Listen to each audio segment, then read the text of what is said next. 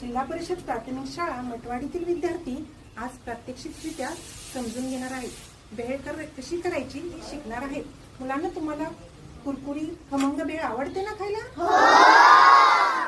आज आपण छान अशी चटकदार भेळ तयार करूया।